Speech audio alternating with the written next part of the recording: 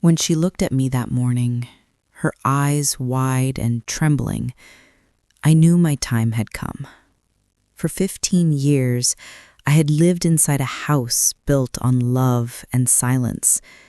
Every birthday candle, every gentle laugh around our dinner table carried a truth I buried deep inside me. I had learned to smile even when guilt pressed against my chest because I believed I was doing the right thing. I believed that love could justify silence. But now, standing before her, I could see it in her eyes. She knew. Maybe not all of it, but enough. The way she looked at me was different. There was confusion, a kind of fear that comes only when something you've always trusted suddenly doesn't fit anymore. She whispered my name, soft but breaking. "Ate, tell me it's not true." I couldn't. My mouth opened, but no words came. For a long time, I had prepared myself for this moment, but nothing could have truly prepared me for the sound of her heartbreak.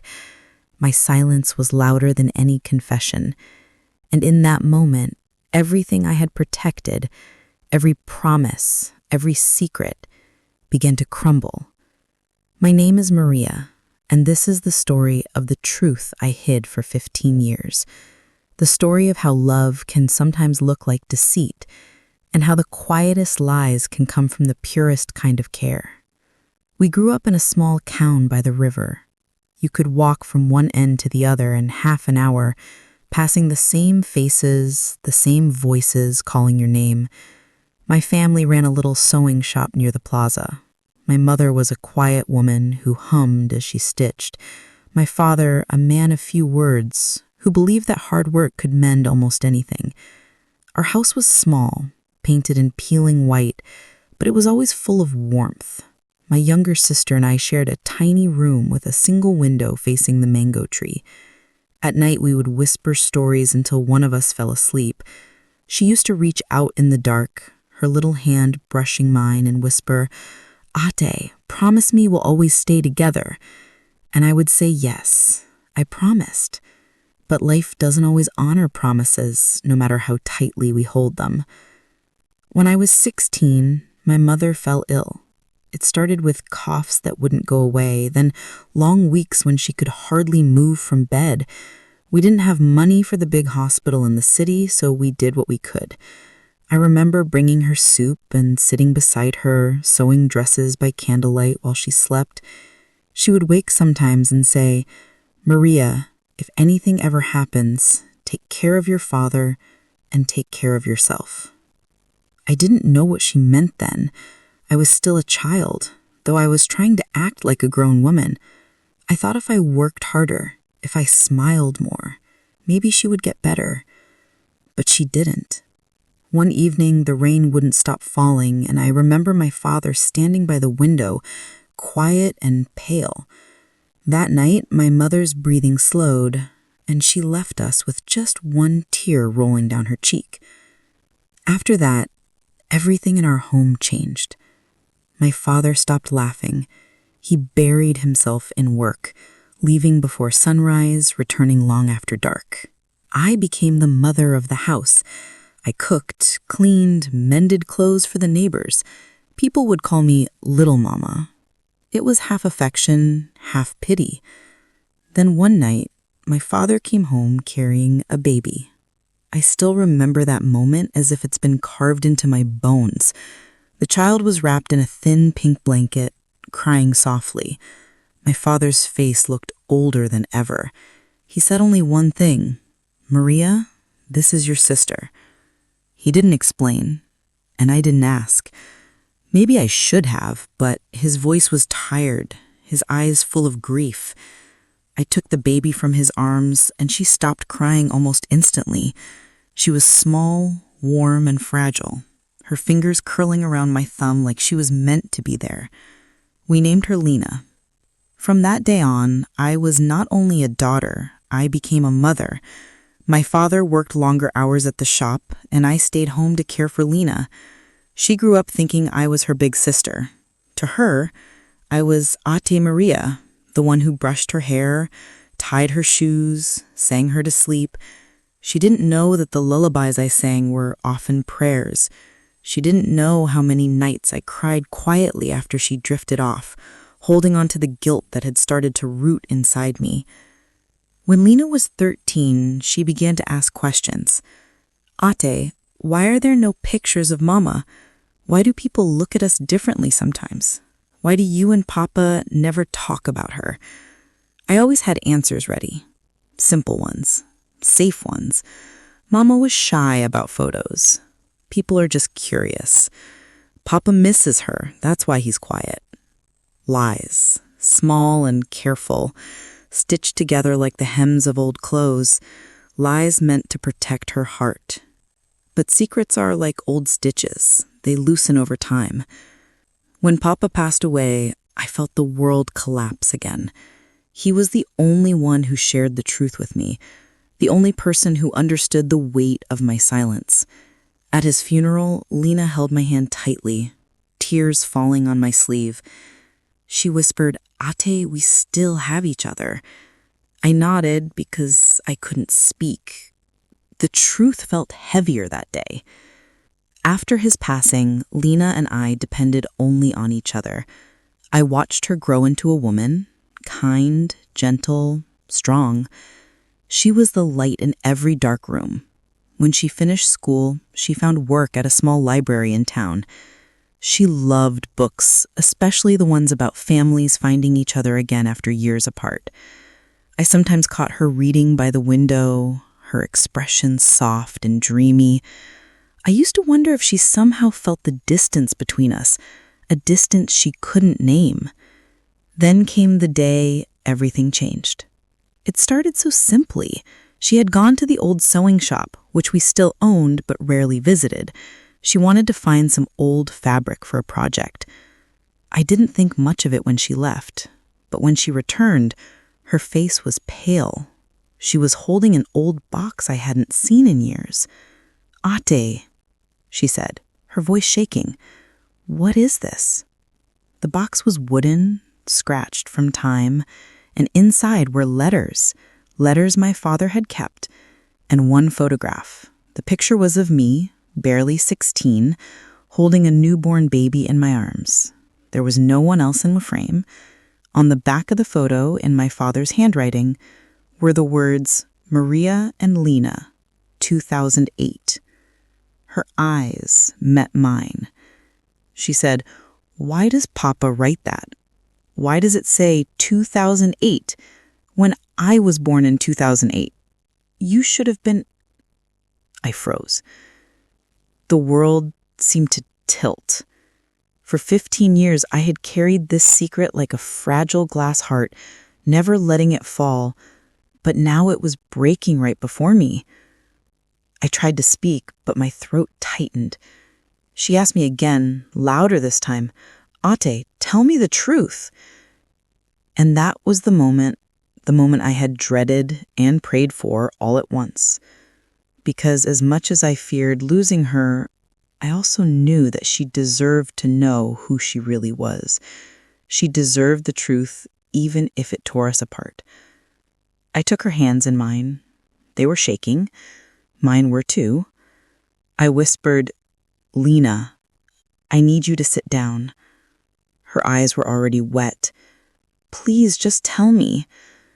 I looked at her, my child, my heart, my greatest joy and my deepest secret, and I felt tears burn behind my eyes.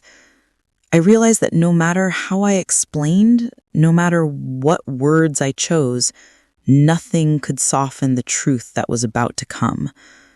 And so I took a breath and finally began to speak. She sat across from me, silent but trembling.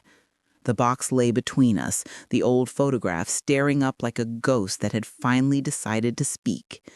For a long while, the only sound in the room was the ticking of the small clock on the wall, steady, relentless, as if counting down to the moment that would change everything. I could feel my heart beat in my throat. I wanted to reach out and hold her hand, but I was afraid she would pull away. So instead, I spoke quietly, each word heavy with the weight of the years. "Lena," I began, "there's something I should have told you a long time ago." She didn't look at me. Her eyes were fixed on the photograph. Her fingers traced the edge of the picture slowly, like she was afraid it would crumble if she touched it too hard. "I just don't understand. Why would Papa write that? Why didn't anyone ever tell me?" I took a slow breath. "Because we wanted to protect you." That made her look up, her eyes flashing with something between confusion and hurt. "Protect me from what, Ate? From the truth?"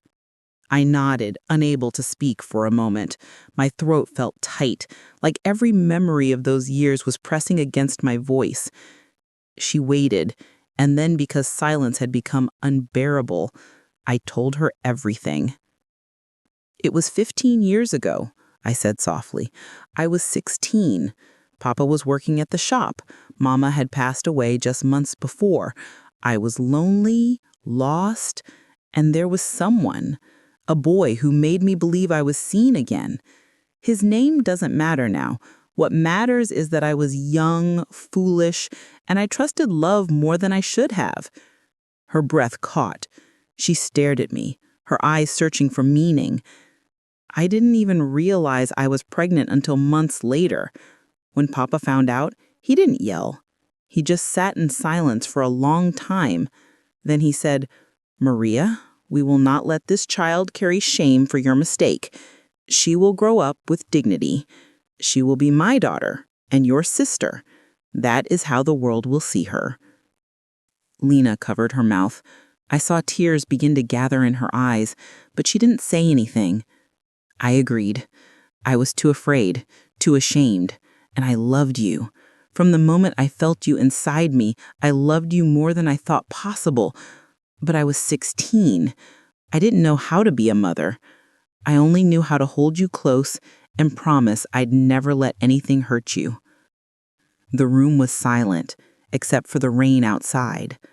I looked down at my hands, the same hands that had once bathed her, fed her, brushed her hair. Papa raised you as his own. He never once made you feel different. He told everyone you were his youngest daughter, and when people asked about your mother, he said she passed away after giving birth. It was easier that way. Lena's lips trembled. "So you lied for 15 years. Her words weren't angry. They were soft, wounded, but somehow they hurt even more. "Yes," I whispered. "I lied because I thought I was protecting you. I thought if I told you too soon, it would destroy you. I wanted you to grow up free, without whispers, without judgment.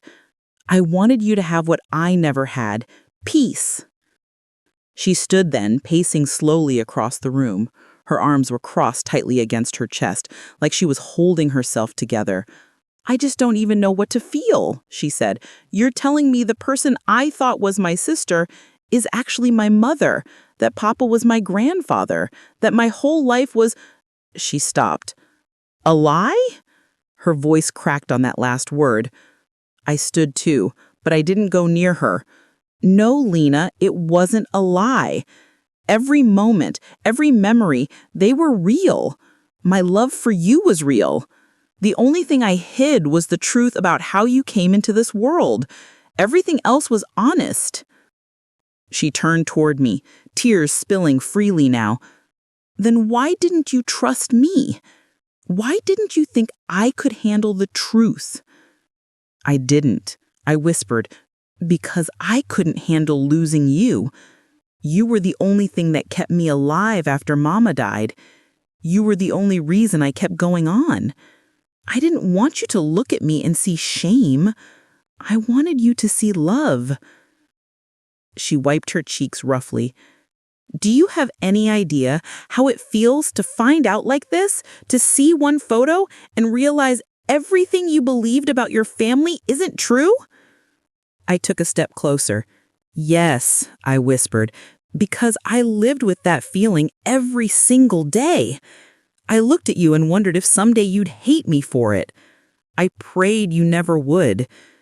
She looked at me then, really looked at me, and for the first time, I saw something soften in her eyes. Not forgiveness, not yet, but understanding.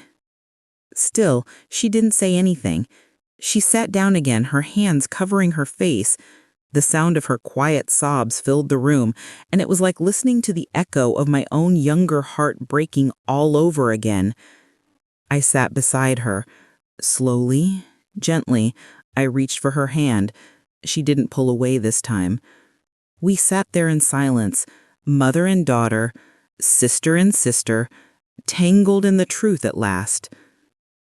After a long while, she spoke. "Why didn't Papa tell me before he died?" I sighed. "He wanted to, I think, but I asked him not to. I told him I would when the time was right. I kept saying that day would come soon, but every time I looked at you, I saw the little girl who used to hold my hand when she crossed the street. I kept waiting for you to be ready. Maybe I was the one who wasn't." She nodded slowly, tears still streaming. "I wish you had trusted me, Ate." Then she paused and corrected herself, her voice soft, trembling. "Mama."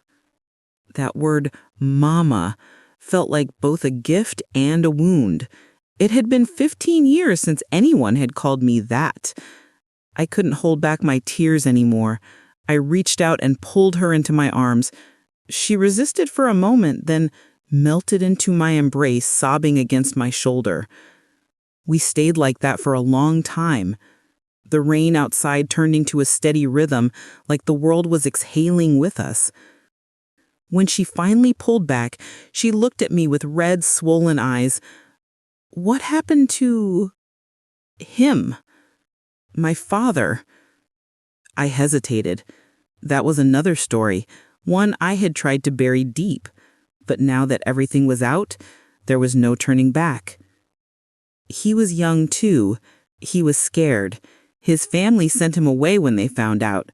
He never came back. I heard he went abroad a few years later. I don't even know where he is now." "Did he ever try to find me?" "No," I said, shaking my head, "but don't think that means he didn't care. He was just afraid. We both were." She stared at the floor. "All this time, I thought I understood who I was. And now it feels like I'm standing in a room full of broken mirrors." I nodded. "I know, and I'm sorry." There was nothing else I could say. Some truths don't heal with words, only with time. That night, we didn't speak much more. She went to her room and closed the door gently behind her. I sat alone in the living room, the box still open beside me. I held the old photograph in my hands and studied my younger self, the scared 16-year-old girl who thought silence was love. I whispered to her as if she could hear me through time. "You did your best." Then I whispered another truth that I had never said out loud. But maybe love shouldn't hide. The next morning, the house felt heavier. The air between us was quiet, but not cold. Lena avoided my eyes during breakfast. I didn't push her. I let her have her space. Days passed like that. We moved around each other carefully, two souls relearning how to exist in the same house. Sometimes I'd catch her looking at me, not angry anymore, just thoughtful, as if she were trying to see me through new eyes. One evening, she came home from work and found me sitting by the window. The sky was turning orange, the kind of sunset that looks like the world is trying to forgive itself. She sat down beside me and said softly, "I told someone today that I grew up with the best sister in the world. I didn't tell them the rest, not yet. I'm not ready." I smiled faintly. "That's all right. You don't have to be ready right now." She nodded. Then after a long pause, she said, "But I do want to understand you. I want to know what those years were like for you." And just like that, I realized that the door between us, the one I thought I had That closed night, forever, after was Lena slowly asked to hear beginning my to side, open I again. couldn't sleep. The house was quiet, but my mind was full. Every sound, the ticking of the clock, the hum of the fan, the distant chirping of crickets, carried me back to the past. It had been so long since I allowed myself to remember it all. Most days, I kept those memories locked away, because remembering meant feeling, and feeling meant breaking. But now that she knew, hiding them no longer made sense. The next morning, I made us tea. She sat across from me at the small kitchen table, still hesitant, still a little unsure, but there was a gentleness in her eyes that hadn't been there before. I could tell she wanted to understand, even if it hurt. I began slowly. It started one summer when I was 16. Your grandfather, Papa, had just expanded the sewing shop. He hired extra help, and that's how I met him. He was one of the new workers. He was quiet, polite, and he always stayed late to help clean up. We used to talk after work while closing the shop. I smiled faintly at the memory, though it hurt to say his name even now. His name was Daniel. She didn't react, just listened. At first it was innocent, I said softly. He'd bring me snacks, sometimes little paper flowers he made while waiting for customers. I liked how kind he was. He made me laugh again after Mama died. I didn't realize how lonely I was until he made me feel seen. I paused, my voice catching. When you're 16, you think love will protect you from the world. You don't understand yet that love can sometimes be the danger. Lena looked down at her cup, her fingers tracing the rim slowly. One evening, it rained hard. The streets were flooded, so Papa told me to stay at the shop until it passed. Daniel offered to keep me company. We talked for hours about dreams, about loss, about how both of us just wanted to feel like life had meaning again. It was one of those nights that feels endless, like the world outside has disappeared. I took a deep breath. That was the night everything changed. For a long time, I didn't speak. The silence stretched, and I could see tears forming in Lena's eyes, though she didn't look up. When I found out I was pregnant, I thought my life was over. I was terrified. I didn't know how to tell Papa. I was still in school, still a child myself. I wrote a letter to Daniel, begging him to meet me. But when I went to the shop the next day, he was gone. His family had taken him away to another town. I looked out the window, remembering the ache of that day, the emptiness, the disbelief. Papa found out a few weeks later. I don't even remember how. I just remember him sitting by the table, quiet, his hands trembling. He didn't yell. He didn't hit me. He just said, "Maria, we will face this together." Tears slid down my cheeks before I even realized it. He stood by me when no one else did. He kept me hidden during the last few months, told people I had gone to stay with an aunt in the city. He said when the baby came, we would tell everyone that she was his youngest daughter. Lena's hand found mine. It was the first time she reached for me since she learned the truth. That small gesture felt like sunlight after years of winter. "Papa delivered you himself," I whispered. "We couldn't afford the hospital, so a local midwife helped. I still remember the moment I heard you cry. It was the most beautiful sound I'd ever heard. Papa held you first, then he handed you to me and said, 'She's yours, Maria. But from now on, the world will call her your sister.'" I smiled through tears. I broke my heart to agree, but when I looked at your tiny face, I knew I'd do anything to keep you safe. Anything. Lena wiped her tears quietly. She wished I'd known him, Papa. The way you talk about him, he sounds like a good man. He was. He gave up everything for us. He worked until his hands bled. He made sure you never went hungry, never heard a cruel word. Every time someone complimented him on his 2 daughters, he'd just smile and nod, and I'd see the pride in his eyes. I paused, staring at the steam rising from my tea. Sometimes, at night, I'd sneak into your room and just watch you sleep.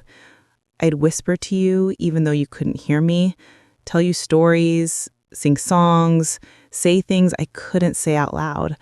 I'd say, "You are loved. You are safe. I'm sorry." I must have said that last part 1,000 times. She was crying now, quietly, wiping her face with her sleeve, but her expression had softened completely. The anger was gone. What remained was sorrow and love. I continued, my voice barely above a whisper. "When you were 5, I almost told you. You had drawn a family picture for school. Papa, you, and me. You labeled it my sister, my father, and me. I remember looking at it and feeling my heart split in two. But I told myself, not yet. She's too little. She doesn't need this truth now. So I folded that drawing and kept it in a box with your baby things. It's still there." Lena smiled weakly through her tears.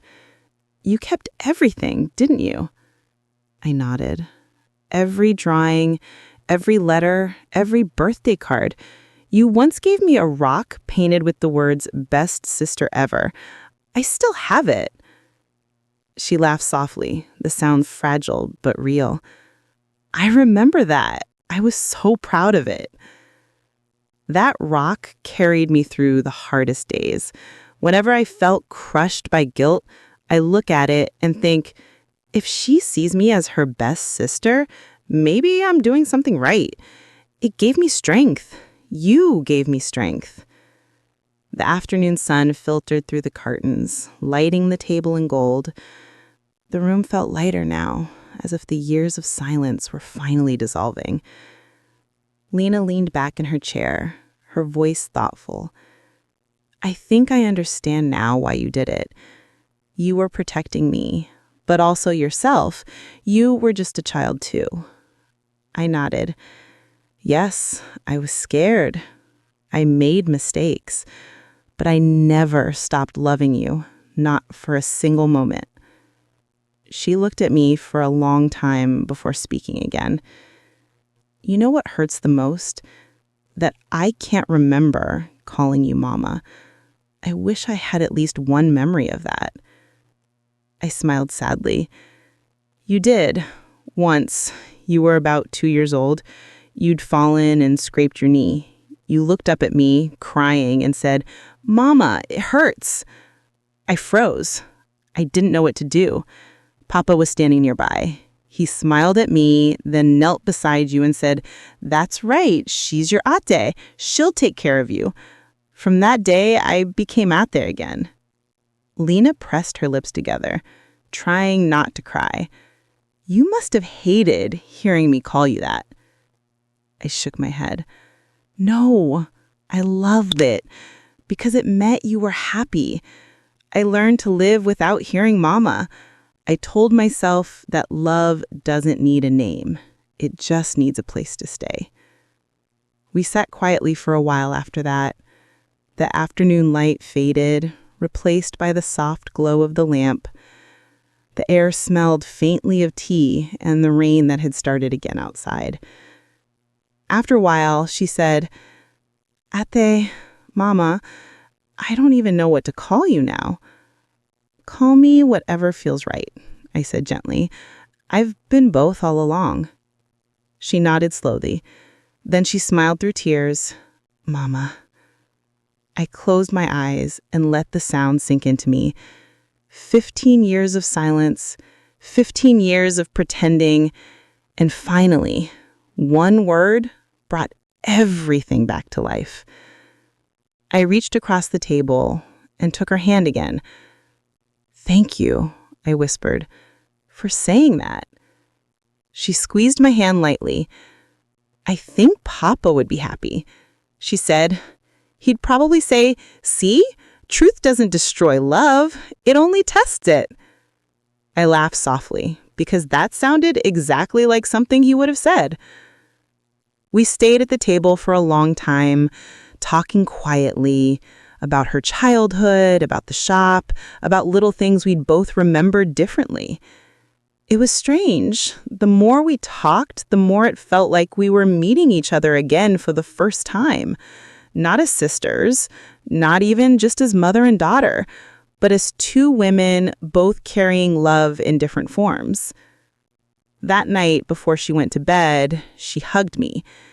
It was a long, quiet embrace, the kind that says everything words. The morning after that long talk, the house felt different, lighter somehow, like the walls themselves had exhaled after holding their breath for 15 years. Lena came into the kitchen quietly, her hair still damp from the shower. She looked younger that morning, or maybe it was the calm in her eyes that made her seem that way.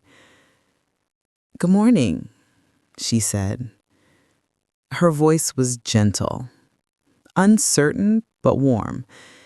It was the kind of voice people use when they're still learning to speak after silence. I smiled. "Good morning, sweetheart." For a moment, she just stood there, holding her cup of coffee, watching me pour the eggs into the pan.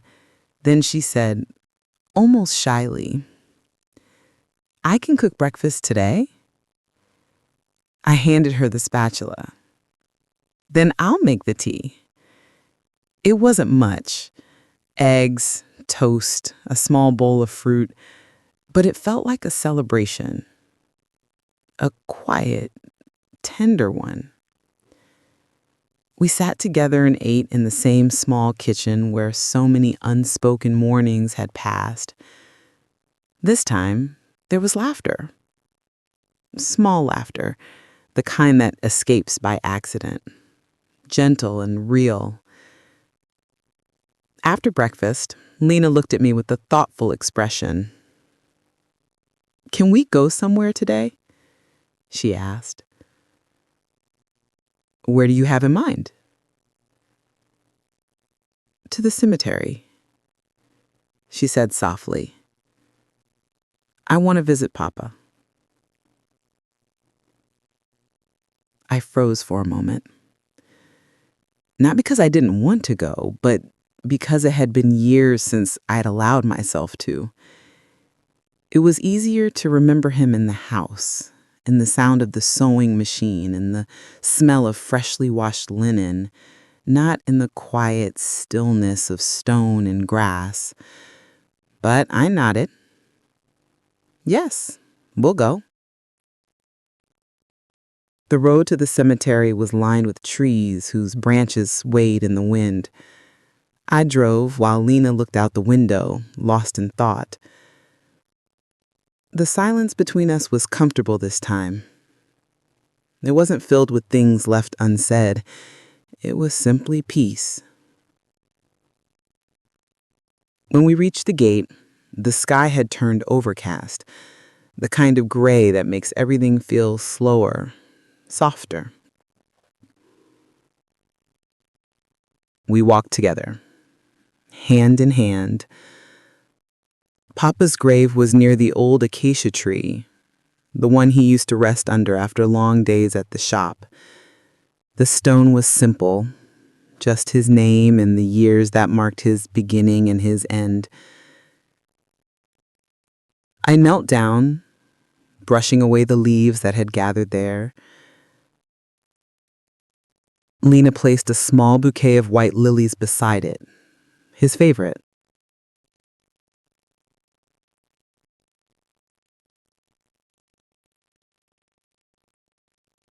There's a kind of silence that doesn't hurt anymore. It's the kind that comes after tears, after truth, after years of holding everything in and finally letting go. That's the silence I live in now.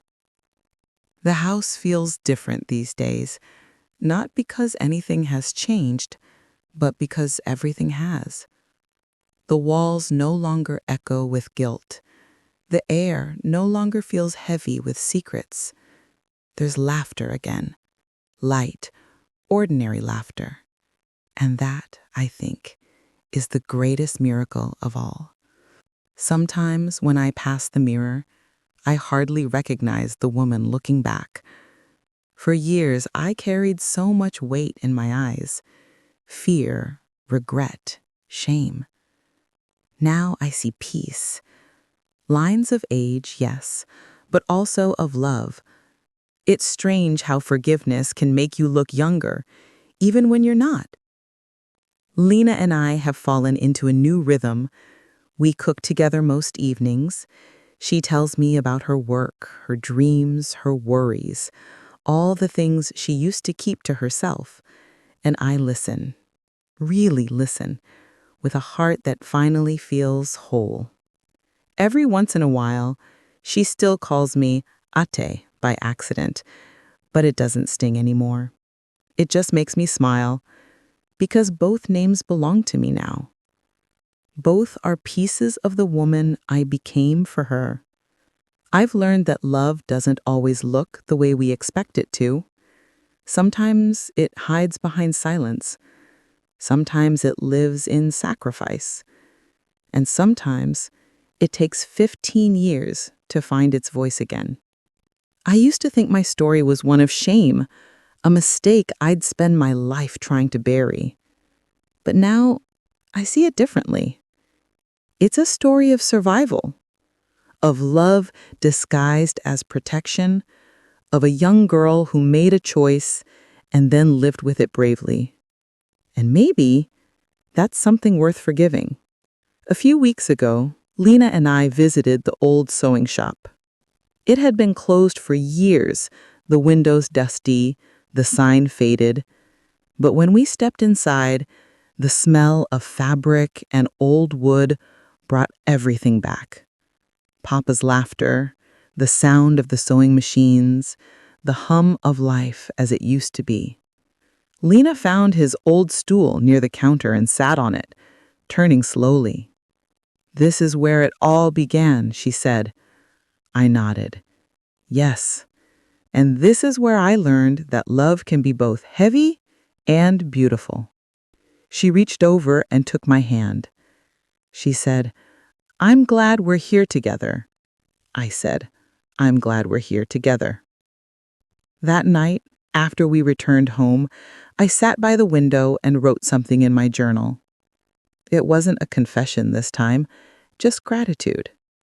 Thank you, Papa, for your strength. Thank you, Lena, for your forgiveness. Thank you, life, for giving me another chance to love without hiding.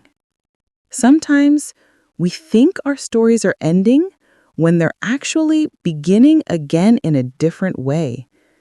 The truth didn't ruin us, it released us.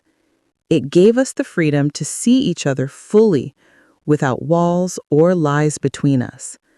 And now, when I watch Lena smile, I don't see the pain of what was hidden. I see the beauty of what was found. We still visit Papa's grave every month.